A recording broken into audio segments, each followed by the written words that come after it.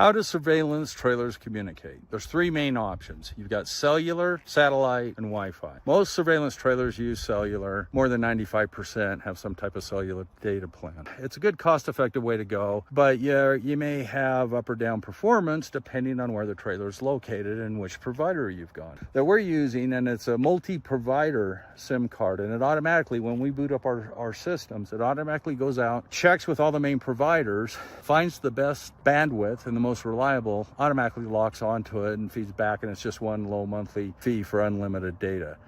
That service right there guarantees you've got the best cellular communication no matter where the trailer is located. The next step is when there's no cellular communication at all, or you need more reliability, then you go to Starlink.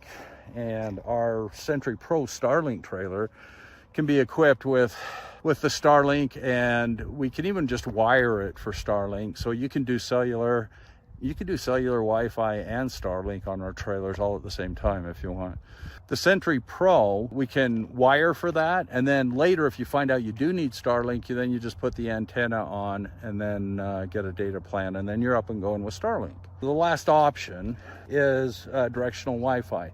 There's some big benefits to it, but there's also some limitations. So it's really smart for like large retailers who have trailers out in their parking lots.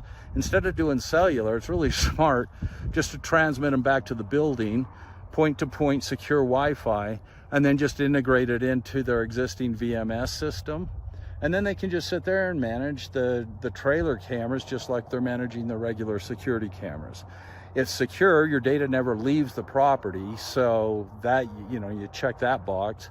And there's no cost to it. There's no monthly fee for the directional Wi-Fi back to the building. So it's a pretty smart way to go. And you can still do cellular as backup.